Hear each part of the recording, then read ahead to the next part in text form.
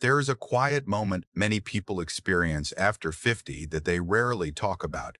It happens when standing up from a chair takes a little more effort than it used to. When stairs feel heavier, when walking feels possible but power feels missing. Not pain, not injury.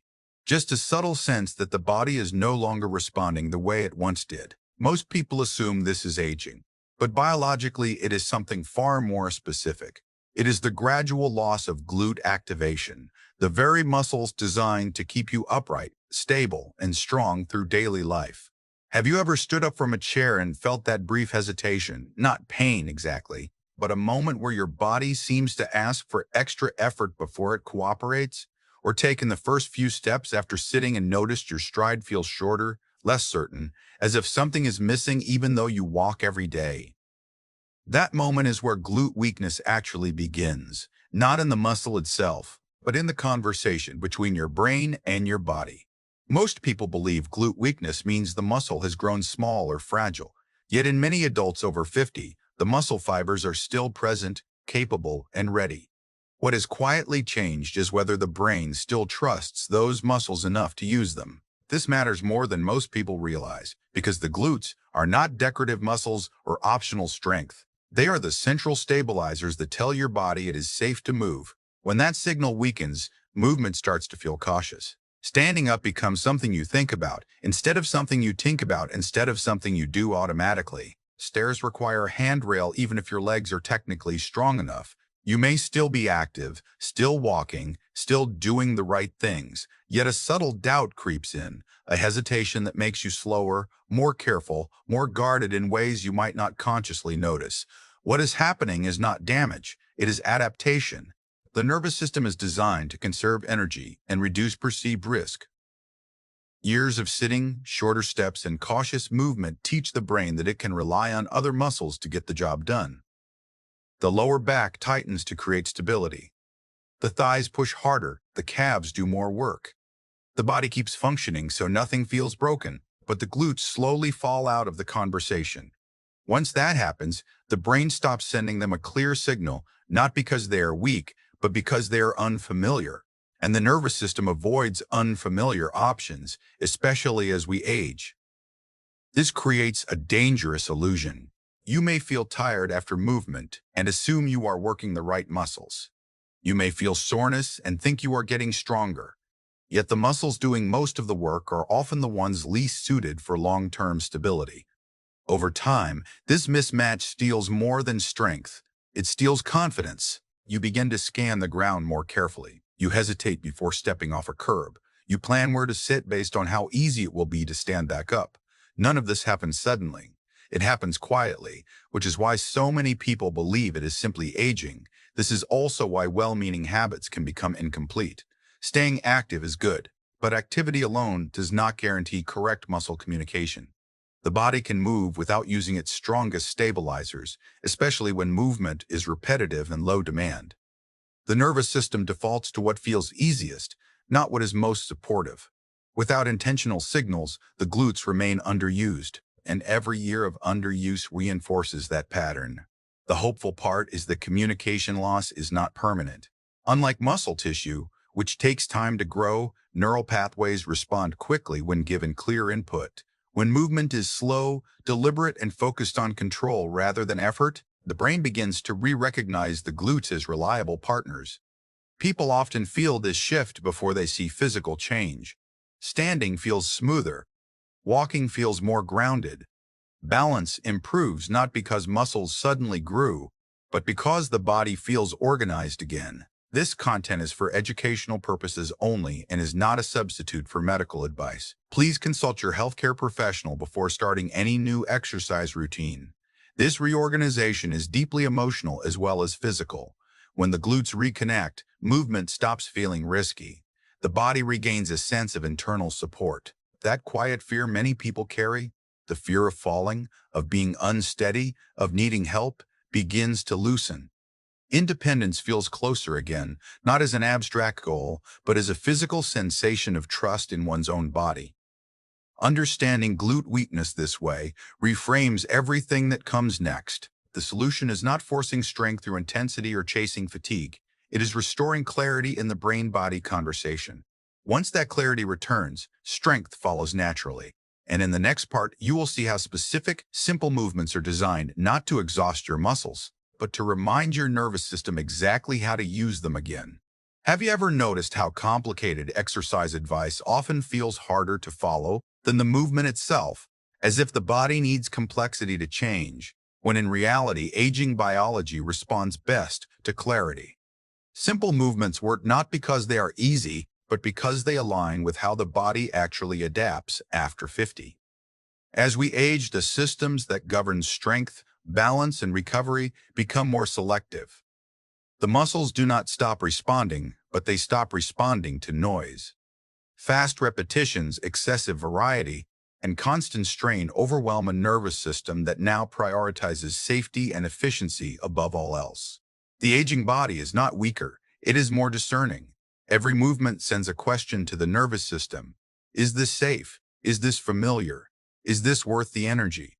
When movements are rushed or aggressive, the brain often answers with caution. It limits muscle recruitment, tightens surrounding tissues, and shifts effort away from stabilizers toward muscles that feel more predictable.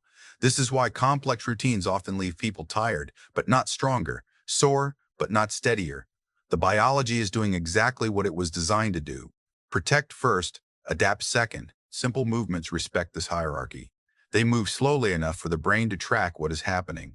They stay within ranges that feel controllable rather than threatening. They allow the nervous system to remain engaged instead of switching into a defensive mode. When that happens, the body begins to relearn efficient patterns. Muscles fire in sequence rather than all at once. Stabilizers rejoin the process. Balance improves not because force increases, but because coordination returns. There is also the matter of recovery, which changes significantly with age.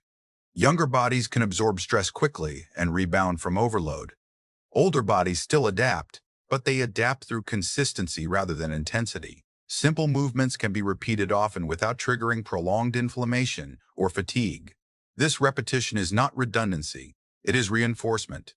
Each calm, controlled repetition strengthens the signal between brain and muscle, making that pathway more reliable the next time it is needed. This is why movements that appear modest often produce outsized results. A slow squat to a chair trains the exact pattern required to stand up safely. A controlled step back teaches the body how to stabilize during unexpected shifts. A brief isometric hold wakes up muscle fibers that fast motion skips over. These movements do not exhaust the system, they educate it. And education is what aging biology responds to best. There is also an emotional component that cannot be separated from physiology. Simple movements reduce fear. When a person knows they can complete a movement without pain or loss of control, confidence grows. That confidence changes how the nervous system behaves during daily life. Walking becomes more assertive. Standing feels more grounded. The body stops bracing for failure and starts allowing strength to emerge again. This psychological safety is not optional. It is a biological requirement for adaptation. Modern fitness culture often equates simplicity with inadequacy, but longevity science shows the opposite. The most sustainable changes come from movements that can be practiced daily without mental resistance. When exercises feel approachable, people return to them. When people return to them, the body adapts. Over time, these small signals accumulate into meaningful strength, improved balance, and restored trust in movement. Simple movements also preserve identity. They fit into real lives. They do not require special equipment, special environments, or special moods. They meet the body where it is on any given day. Some days the movement is deeper. Some days it is lighter, but the relationship remains intact. That relationship is what keeps the system responsive rather than rigid. Respecting aging biology means working with the body's priorities instead of against them. It means choosing movements that speak the nervous system's language of safety, repetition, and control. When that language is honored, change happens quietly but reliably, and the body begins to show strength, not as strain, but as ease. There's a moment many people experience after 50 that is hard to describe until it happens. You stand up from a chair and hesitate not because you are tired, but because something inside feels uncertain. Your legs are there, your muscles are present, but the movement no longer feels automatic. This is not weakness in the traditional sense. It is the body asking for stability before it allows power to return. Long before muscles lose their ability to generate force, the nervous system changes how and when that force is permitted. Stability is the foundation the body demands when safety becomes a priority. As we age, the brain becomes more protective, not less capable. It constantly evaluates whether a movement feels controlled, balanced, and predictable. If that assessment comes back unclear, the brain restricts output. Muscles may be strong on paper, but without sufficient stability, that strength stays locked away. This is why many people feel strong in isolated tests, yet unsteady in daily life. Power without stability feels dangerous to the nervous system, so it is rationed. When stability improves, something subtle but profound happens. Movements feel quieter. The body stops rushing to compensate. The feet land more deliberately. The hips begin to carry weight instead of the lower back or knees. This is not a coincidence. Stability allows the body to distribute load efficiently. It tells the nervous system that the structure can handle force without collapsing or overreacting. Only then does the system allow power to increase. This process mirrors how children learn to move. Before they run, they balance. Before they jump, they stand. Aging bodies revisit this sequence not as regression, but as refinement. Stability training is not about freezing movement or becoming cautious. It is about rebuilding the scaffolding that supports dynamic action.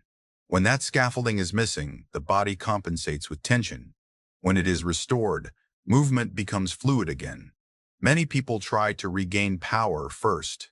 They push harder, move faster, or add resistance in the hope that strength will return through effort alone.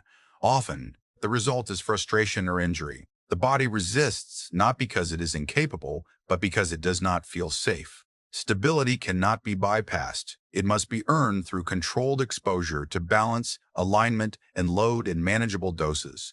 Stability also affects circulation and confidence in ways that are rarely discussed. When a person feels stable, they stand longer without fatigue.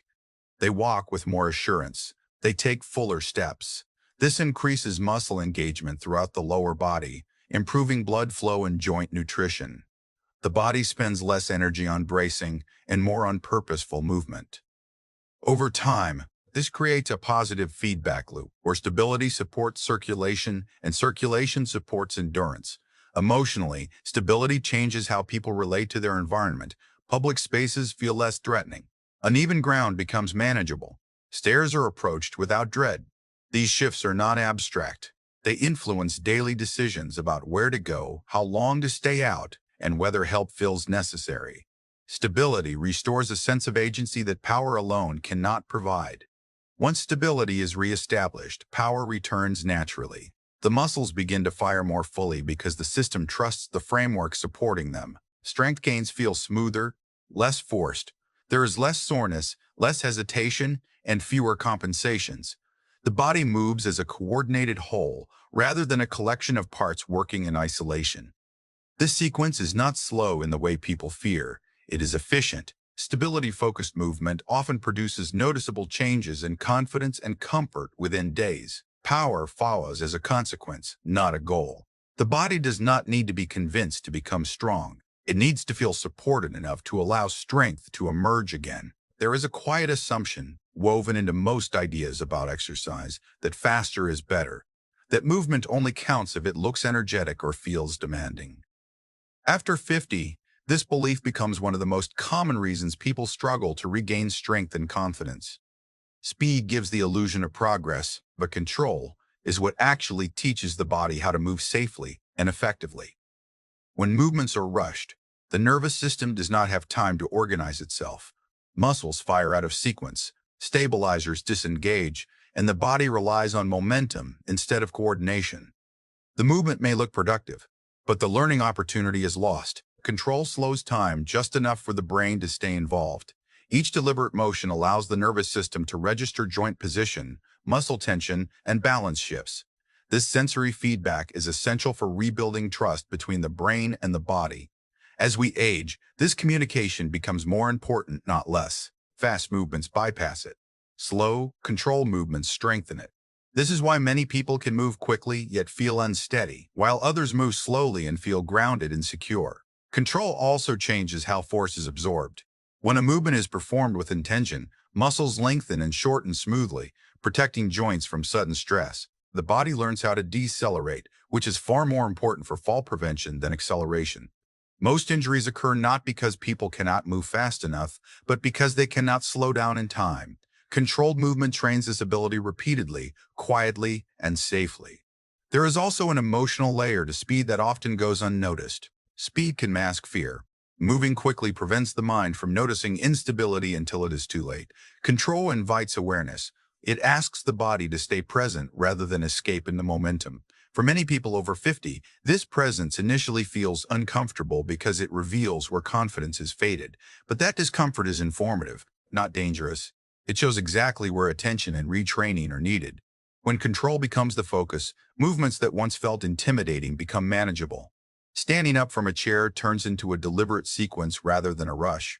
Stepping down feels intentional rather than abrupt. Balance exercises stop being tests and become conversations. This shift reduces anxiety around movement, which directly affects muscle activation. When fear decreases, muscles engage more fully. The body stops guarding and starts cooperating. Control also supports consistency. Fast, exhausting routines are difficult to repeat day after day. Controlled movements are sustainable. They fit into daily life without requiring recovery days or mental preparation. This consistency allows the nervous system to reinforce patterns over time. Each repetition becomes a reminder rather than a challenge. Over weeks, these reminders accumulate into real change. Importantly, control does not mean weakness. Holding a position with precision can demand more muscular engagement than moving through it quickly. Slow movements recruit deeper muscle fibers that are often neglected by speed. These fibers are essential for posture, endurance, and joint stability. They do not respond well to rushing. They respond to time under tension and clear signals from the nervous system. In many traditional movement practices associated with longevity, speed is deliberately minimized. The emphasis is placed on smooth transitions, steady breathing, and awareness of alignment. These practices persist not because they are easy, but because they are effective across decades. They recognize that strength maintained through control lasts longer than strength chased through force. When control becomes the goal, progress feels different. It is quieter, more internal, there's less strain and more confidence. The body begins to move as a coordinated system rather than a collection of parts trying to keep up. Speed may return naturally as confidence and coordination improve, but it arrives as a byproduct, not a requirement. Control teaches the body how to move again, and once that lesson is learned, strength and freedom follow at their own pace. There is a subtle moment that many people experience as they age, one that is rarely discussed openly. It is not marked by pain or injury, but by hesitation, a pause before standing, a second thought before standing, a second thought before stepping off a curb, a quiet calculation before bending down. These moments are not caused by weakness alone. They are signals of an identity shift, where the body is no longer trusted in the same way it once was. Consistency in movement does more than rebuild muscle. It rebuilds that trust, and with it, a sense of self that feels capable and present in the world. When movement becomes irregular, the body does not simply lose strength. The brain begins to update its expectations. It assumes that certain actions are risky or unavailable. Over time, these assumptions shape behavior. People move less not because they cannot, but because they no longer believe they should. This belief erodes identity quietly. Someone who once thought of themselves as active starts to think of themselves as careful, then limited, then dependent. Consistency interrupts this progression by providing regular evidence that movement is still possible and still safe. Each repeated movement sends a message that goes beyond muscle fibers. It tells the nervous system that the body can be relied upon. This message accumulates slowly, not through intensity, but through frequency. A single session may feel insignificant, but the body remembers patterns, not events. When a movement is practiced daily, even briefly, it becomes part of the nervous system's expectation. The brain begins to anticipate capability instead of risk. That anticipation changes posture, gait, and confidence in subtle ways that are deeply meaningful. Consistency also reduces the emotional friction around movement. When exercise is framed as an occasional task, it carries weight. It requires motivation, planning, and willpower. When it becomes a daily ritual, it becomes neutral. It no longer competes with other demands. It simply exists, like brushing teeth or making tea. This neutrality is powerful. It removes the question of whether movement will happen and replaces it with the certainty that it does. As this certainty grows, identity begins to shift back. People stop introducing themselves as someone with limitations and start seeing themselves as someone who moves. This does not require dramatic change. It happens quietly, through repeated experiences of success that are small enough to feel manageable. Standing up feels easier, walking feels steadier, recovery from fatigue feels faster. These experiences reinforce the idea that the body is still adaptable. Consistency also creates resilience. Muscles respond to repeated signals by maintaining readiness. Joints receive regular nourishment through movement. Circulation improves through ongoing engagement rather than sporadic effort. The body becomes less reactive because it is no longer surprised by movement. This reduces stiffness and discomfort, making movement more inviting, which further supports consistency. There is a psychological comfort that comes from knowing what to expect from one's own body. When movements are practiced regularly, the fear of the unknown diminishes. People are less likely to avoid situations because they trust their ability to respond. This trust affects social behavior, willingness to travel, and openness to new experiences. Identity expands as the perceived boundaries of capability widen. Importantly, consistency allows adaptation without overwhelm. The body does not need to be pushed to extremes to change. It needs to be reminded regularly that it is still in use. Aging muscles respond best to this reminder when it is gentle and persistent. Over time, the accumulation of these reminders creates strength that feels integrated rather than imposed. In this way, consistency becomes a form of self-respect. It acknowledges the body as it is today while investing in what it can become. It affirms that movement is not something to be earned through perfection, but something to be maintained through presence. As muscles rebuild, so does the sense of self that moves through the world with confidence, familiarity, and quiet assurance.